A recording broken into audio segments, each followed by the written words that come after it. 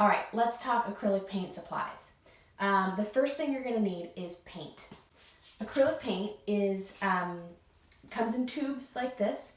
I like golden, but this is a very expensive brand, so you're going to be using more student grade, and that's totally fine. These will work.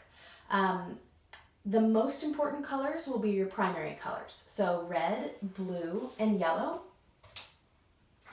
If you have the ability to get a few different colors, it's really helpful, especially with acrylic paint.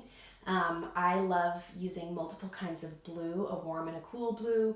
I appreciate a few different kinds of yellows. I even like to have a green and an orange and a purple that are already mixed up for me. But to get started, the most basic colors you need are the primary colors, and then definitely white, and then maybe black. Black you don't always need to use with paint. In fact, you can usually mix up your own black, but if you want to have black, you absolutely can. So those are the most basics. The next thing you're going to need are brushes. Paint brushes come in all different shapes and sizes. I almost exclusively use what are called flats and brights. Flats and brights are straight across the top. They come out kind of like a square from the ferrule, which is the metal part of the paintbrush, and then they're chopped off at the top. But I appreciate these, and I'll show you more about how to use different kinds of brushes. The next thing you're going to need is something to mix your paint on. You don't necessarily need a particular kind of palette. My actual favorite thing to mix paint on is wax paper.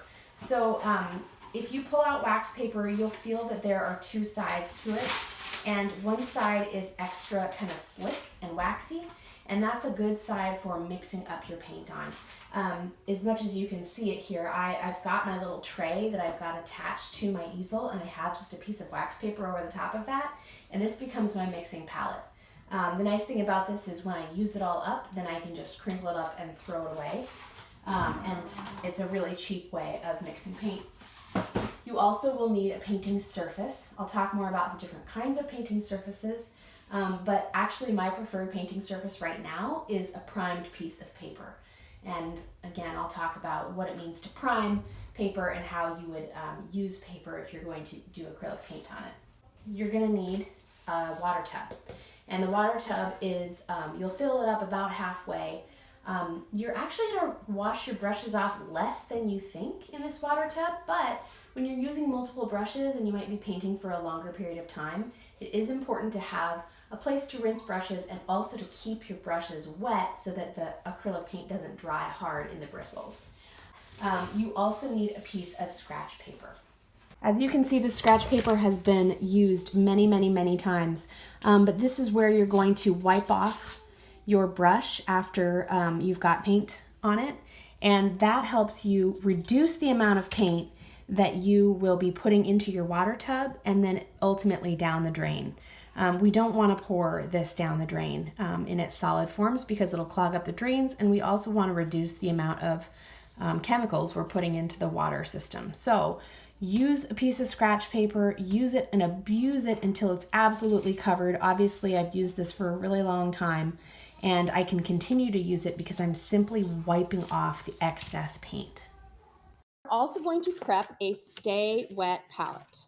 So you've all picked up a little tray, a little styrofoam tray, and in each styrofoam tray, I put a blue shop towel and a perfectly sized cut piece of wax paper. And this is what you're going to put your paints on. And what that allows to happen is that the wet paper towel, we're going to get this paper towel wet, and that will keep your paints sort of moist and workable. And at the end of each class period, you'll cover it with cellophane, with plastic wrap, and that should keep the moisture in as well. So I'm going to run back to the sink, and I'll just show you. And then I'm going to kind of carefully unfold this because I don't want it to rip. It would rip more easily when it's wet. And then I'll just lay that down in my palette. You will probably have to fold in one edge in order to fit it. It's okay if it kind of goes up the sides a little bit, but I'll flatten that out as much as I can.